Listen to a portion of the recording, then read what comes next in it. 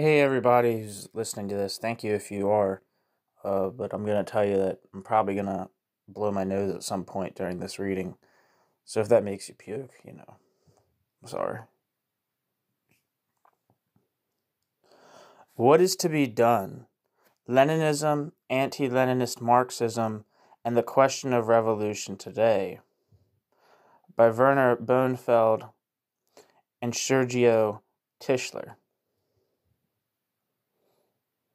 It opens with a quote from Garcia Marquez. Quote, "Of one thing we can be certain. The ideologies of the 20th century will disappear completely. This has been a lousy century. It has been filled with dogmas that one after another have cost us time, suffering, and much injustice." End quote.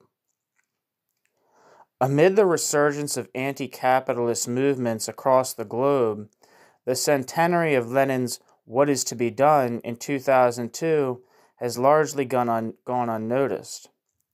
Leninism has fallen on hard times, and rightly so. It leaves a bitter taste of a revolution whose heroic struggle turned into a nightmare. The indifference to Leninism is understandable. What, however, is disturbing is the contemporary disinterest in the revolutionary project. What does anti-capitalism in its contemporary form of anti-globalization mean if it is not a practical critique of capitalism, and what does it wish to achieve if its anti-capitalism fails to espouse the revolutionary project of human emancipation? Anti-capitalist indifference to revolution is a contradiction in terms. Rather than freeing the theory and practice of revolution from Leninism, its conception of revolutionary organization in the form of the party and its idea of the state whose power is to be seized as an instrument of revolution remain uncontested. Revolution seems to mean Leninism, now appearing in moderated form as Trotskyism. Orthodox Marxism invests great energy in its attempt to incorporate the class struggle into the preconceived conceptions of organization, seeking to render them manageable under the direction of the party. The management of class struggle belongs traditionally to the bourgeoisie, the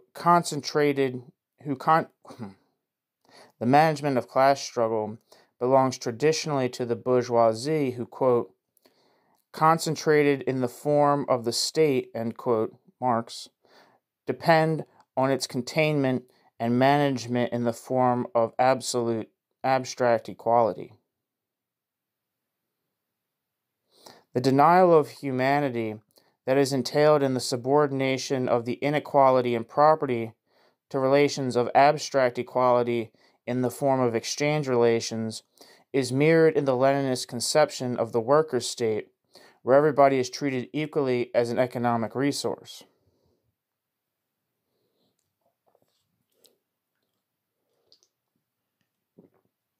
Hiding behind dogma, contemporary endorsement of the Revolutionary Party as the organizational form of revolution focused the, quote, "distortion of socialism" on Stalin, cleansing Leninism and maintaining Leninism's myth. Was the tragedy of the Russian Revolution really just contingent on the question of leadership, a tragedy caused by a bad leader who took over from a good leader? And should Trotsky have succeeded Lenin, would his leadership have been, quote, good, rescuing the revolution from the dungeons of despair, the Gulag? Whatever difference Trotsky might have made, is revolution really just a question of personalities and their leadership qualities? Orthodox accounts do not raise the most basic questions of the critical Enlightenment. Quo bono, who benefits? And instead, and I feel like I'm pronouncing that wrong, and instead should show great trust in the belief that revolution has to be made on behalf of the dependent masses so that all goes according to plan, including the planning of the economic resource labor through the worker state. Marx's insight that communism is a classless society and that, quote, to be a productive laborer is not a piece of luck but a misfortune, end quote, it's Marx, is endorsed in perverted form. The party's directorship over the proletariat is a fortune for the misfortunate. Those who take the project of human emancipation seriously will find little comfort in the idea that the party knows best. Contemporary anti-capitalism does well to keep well clear of the Leninist conception of revolution. However, its indifference to revolution belies its anti-capitalist stance. This then means that the ratio emancipationist has to be rediscovered.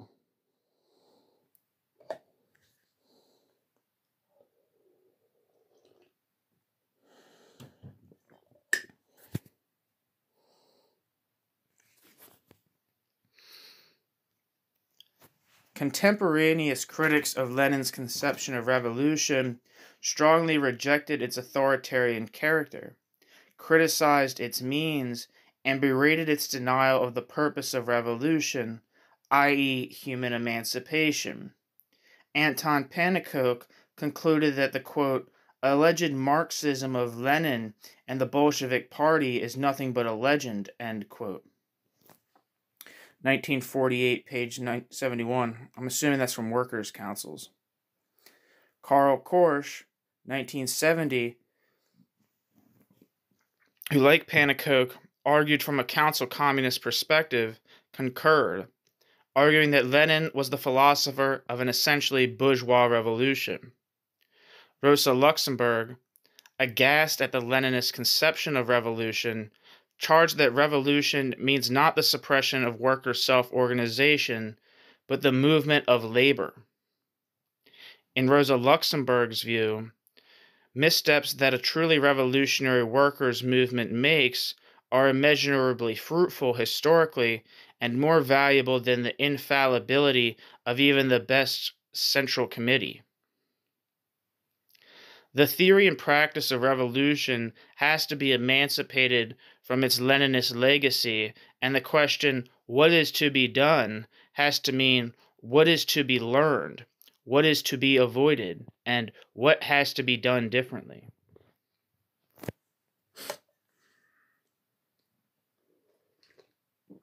Section 2.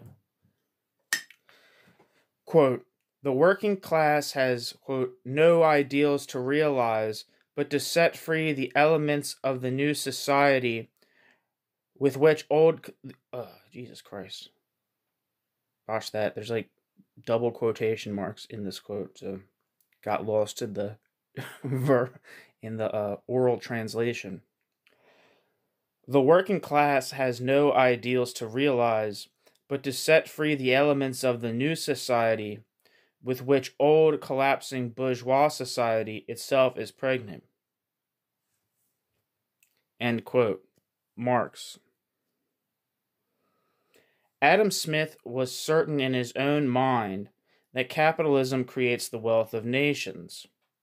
Hegel concurred, but added that the accumulation of wealth renders those who depend on the sale of their labor power for their social reproduction insecure in deteriorating conditions. He concluded that despite the accumulation of wealth, bourgeois society will find it most difficult to keep the dependent masses pacified, and he saw the form of the state as the means of reconciling the social antagonism containing the dependent masses.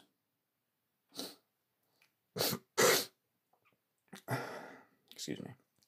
Ricardo formulated the necessity of capitalist social relations to produce, quote, redundant population.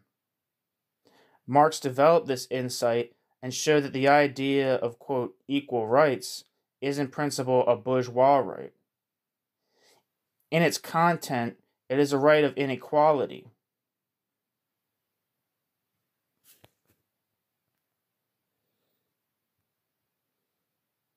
Against the bourgeois form of formal equality, Marx argued that communism rests on the equality of the individual, that is, the equality of individual human needs. During the last decade, we have seen the deep recession of the early 1990s, the European currency crisis in 1992 and 93, the plunge of the Mexican peso in December 1994, which rocked financial markets around the world, the Asian crisis of 1997, the Brazilian crisis of 1999, the Argentinian crisis of 2001. Japan teeters on the edge of depression, and then there is the speculative bubble in the New York Stock Exchange and the dramatic global slowdown. As Makoto Ito comments, I hope I'm pronouncing that right. I hope it's not Matako. It doesn't have the name here, it just has the last name. As Ito comments, the quote, nightmare of a full-scale world economic crisis cannot easily be excluded, end quote. Indeed, there is hardly a day without warnings about the imminent burst of the bubble and a worldwide depression. And then there is war. Oh, just to be clear, this was written before the 2008 crisis. And then there is war. How many wars have been fought since the end of the Cold War, and how many will follow in the years to come? And then there is terrorism. September 11th demonstrated with brutal force the impotence of sense, significance, and thus reason and ultimately truth. The denial of human quality and the difference was absolute. Not even their corpses survived. And the response... there's a typo. And the response, I think? It says responds. Anyway, and the response, it confirmed that state terrorism and terrorism are two sides of the same coin. Between them, nothing is allowed to survive. Against the background of the global crisis during the interwar period, Paul Maddox suggested in 1934 that capitalism had entered an age of permanent crisis. The periodicity of crisis is in practice nothing other than the recurrent reorganization of the process of accumulation on a new level of value and price, which again secures the accumulation of capital. If that is not possible, then neither is it possible to confirm accumulation. The same crisis that up to now had presented itself chaotically and could be overcome becomes permanent crisis. In contrast to previous crises of capitalism, which had always led to a restructuring of capital and to a renewed period of accumulation, the crisis of the 1930s appeared to be so profound and prolonged as to be incapable of solution. Crisis, Maddox suggested, had ceased to be a periodically recurring phenomenon and had become an endemic feature of capitalism. Maddox's suggestion, pessimistic though it was, turned out to be far too optimistic. The crisis was resolved in blood. Capital was restructured and the basis for a new period of accumulation created. Post-war capitalism figures now as a distant golden age, and the bloodletting through war and gas is a mere memory. Once again, it would seem that we are in a situation of permanent crisis, a crisis that is not caused by globalization, but rather of which globalization is an expression. It is possible that the crisis will be permanent, that a progressive deterioration of conditions, with a progressive deterioration of conditions. It is possible, too, that the crisis will not be permanent, that the crisis will in fact be resolved. What the resolution of, quote, permanent crisis can mean stands behind us as a warning of a possibly nightmarish future. Quote, "We know how rapidly an epoch of global prosperity, underpinning prospects of world peace and international harmony, can become an epoch of global confrontation, culminating in war. If such a prospect seems unlikely now, it seemed equally unlikely a century ago." End quote. It's from Simon Clark, 2001. The gloomy prospect that this comparative perspective summons is not inevitable. The struggles in which capitalist development is, quote, embedded and in the outcomes to which those struggles give rise are not imposed by any economic logic, end quote. Contemporary anti-capitalist movements, from Chiapas to the Piqueteros of Argentina. Man, some of these words, you just never hear, you only see them in print. So I don't know how to pronounce. Piqueteros, I think, is what I'm going to go with. Spanish class has taught me anything. From Seattle to Genoa and beyond, gives ground for optimism. Yet, there should be no complacency. What is meant by anti-globalization? Quote, "The renunciation of internationalism in the name of resurgent nationalism," end quote, "is the biggest danger." Simon Clark, 2001. The critique of globalization fails if it is not a critique of the capitalistically constituted form of social reproduction. Quote, "Anti-globalization gives in to the most reactionary forces if its critique of globalization is a critique for the national state. The history of protectionism, national self-sufficiency, and, quote, national money has always been a world market history. Further, the critique of globalization fails if it is merely a critique of speculative capital, and that is a critique for productive accumulation." Excuse me, I'm going to repeat that. Further, the critique of globalization fails if it is merely a critique of speculative capital, and that is a critique for productive accumulation. It was the crisis of productive accumulation that sustained the divorce of monetary accumulation from productive accumulation. The critique of speculation has to be a critique of the capitalist form of social reproduction. Without such a critique of capital, the critique of speculation is reactionary. It summons the idea of finance and banks and speculators as merchants of greed. In the past, such views underpinned modern anti-Semitism and its idea of a community of blood and soil.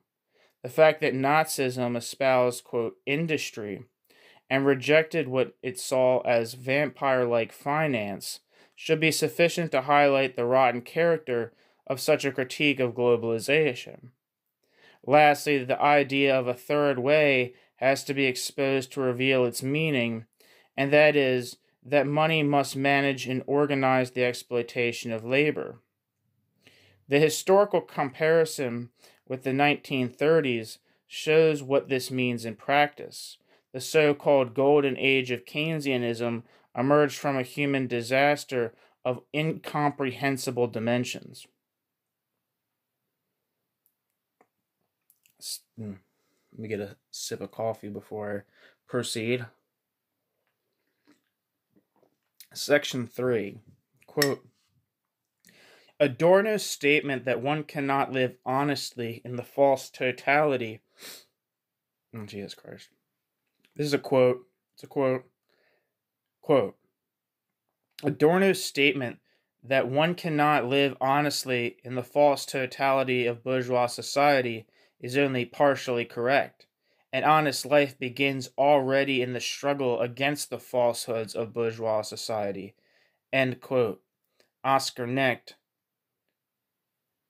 1984.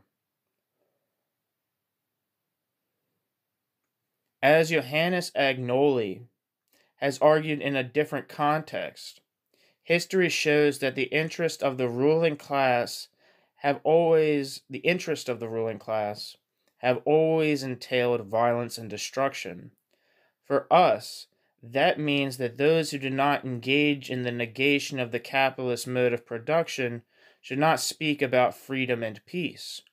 But put differently, those who seriously want freedom and equality as social individuals but do not wish to destabilize capitalism contradict themselves.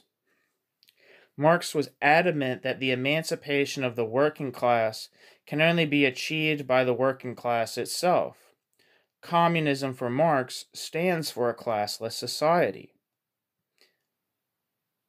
He argued that human history begins when man has created social relations in which humanity is no longer an exploitable resource, but a purpose. His critique of bourgeois society does not merely wish to expose its true character, that is, the accumulation of human machines on the pyramids of accumulation for accumulation's sake. He also, and importantly, showed that the constituted forms of bourgeois social relations are forms of human social practice.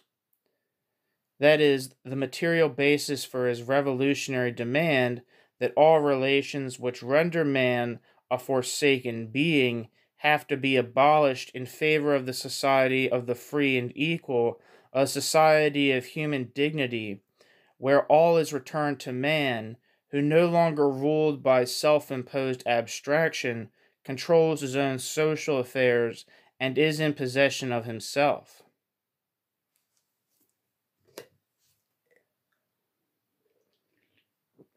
Marx's critique shows that the forms of capitalism obtain as a perverted form of Marx's critique shows that the forms of capitalism obtain as a perverted forms of community, a community established by things. I'm going to say that the grammar there, if there's a grammar issue, it's not my fault, it's the text. Please don't think I'm dumb. He charges that the individuals must emancipate themselves from this abstract community in order ever to be able to interact with one another as individuals. This central idea is presented most emphatically in the German ideology. Quote, "The reality that communism creates is precisely the real basis for rendering it impossible that any reality should exist independently of individuals, insofar as this reality is only a product of the preceding intercourse of individuals themselves." End quote. This, then, is the conception of communism as social autonomy, where nothing exists independently from the social individual. The society of the free and equal, then, can neither be decreed by the Revolutionary Party, nor can it be realized through the good offices of the state. It goes forward through the practical critique of capital and its state. This critique makes itself practical in the self-organization of the dependent masses who anticipate in their struggle against bourgeois society the elements of the new society. The means of revolution have to be adequate to its ends, that is, human emancipation. Anti-globalization has thus to mean a complete democratization. The democratic organization of socially necessary labor by the associated producers themselves. The struggle of the society for the free and equal is a struggle over the principles of the social organization of labor. Instead of a social reality where the products of social labor appear to have mastery over instead of being controlled by man, social reproduction has to be, quote, controlled by him, end quote. It's Marx. Marx's critique of political economy does therefore not rest in its macroeconomic interpretation. Marx's critique of political economy does therefore not rest in its macroeconomic interpretation by the party leadership ostensibly endowed with scientific insights into economic laws and their application through the good offices of the state. Rather, it is realized in its negation. In sum, quote, all emancipation is the restoration of the human world and of human relationships to man himself, end quote. Marx. The theoretical and practical orientation on the utopia of the society of the free and equal is the only realistic departure from the inhumanity that the world market society of capital posits. What then is to be done? The idea of the Revolutionary Party as the organizational form of revolution has to be abandoned. The form of the party contradicts the content of the revolution, and that is human emancipation. The emancipation of the dependent masses can only be achieved by the dependent masses themselves. The notion of the form of the state as an instrument of revolution has to go. The idea of the seizure of power on behalf of the dependent masses has to be exposed for what it is, the denial of the society of the free and equal. Moaning about the, quote, excesses of capital has to stop. A lamenting critique merely seeks to create a fairer capitalism, conferring on capital the capacity to adopt a benevolent developmental logic. Slow down, Tiger. Capital is with necessity excessive in its exploitation of labor. To lament this is to misunderstand its social constitution. The attempt to define the revolutionary subject has to be abandoned. This revolutionary subject can neither be derived analytically from the logic of capital, nor can its existence be decreed by the party, as if it were a mere foot soldier. The revolutionary subject develops through a constant conflict with capital and its state. The social composition of this subject will depend on those who stand on the side of human emancipation.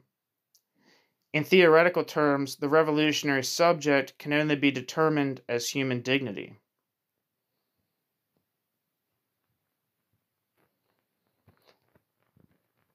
The question of human emancipation is not a theoretical, but a practical question. Against the contemporary indifference to the project of human emancipation, the principle of hope in the society of the free and equal has to be rediscovered. Quote, the more improbable socialism appears, the more desperately one has to stand up for it, end quote. That's Max Horkheimer. What then is to be done?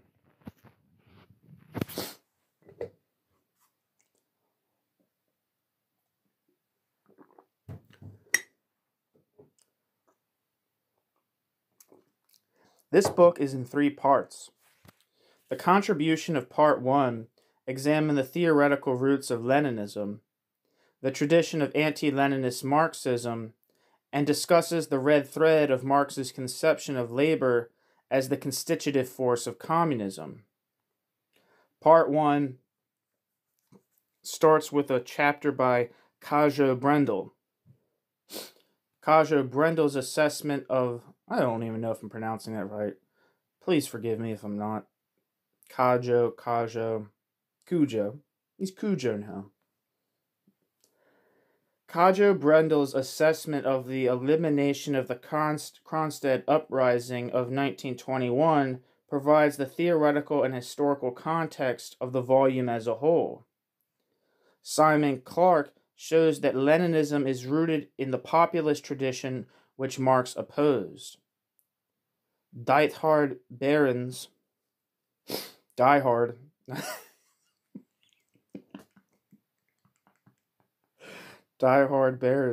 contextualizes Lenin's theory against the background of the debates of the German Social Democratic Party and reviews the argument of the anti-Leninist tradition, including Rosa Luxemburg and Anton Pannekoek.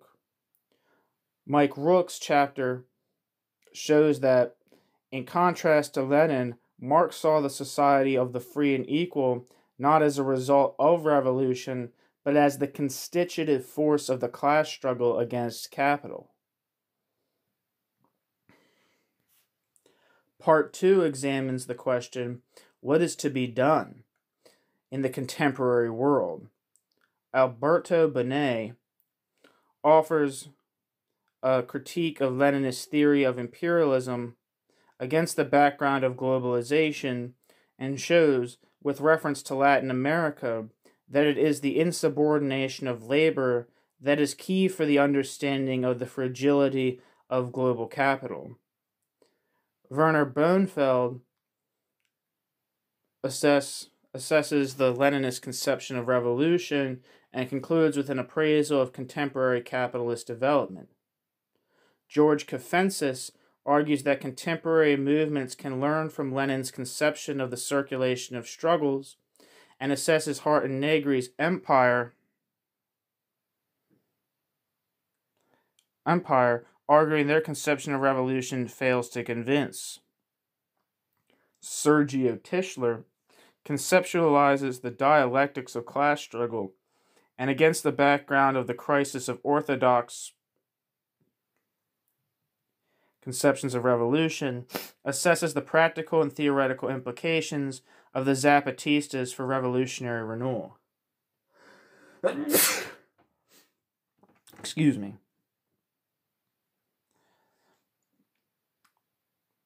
The two contributions to Part 3 conclude the volume. Johannes Agnoli offers a critique of institutional politics, shows how such politics either affirms or mirrors existing conditions, and argues that social autonomy is the productive force of human emancipation. Johannes Agnoli's concerns are carried forward by John Holloway, who argues that revolution does not mean the seizure of power.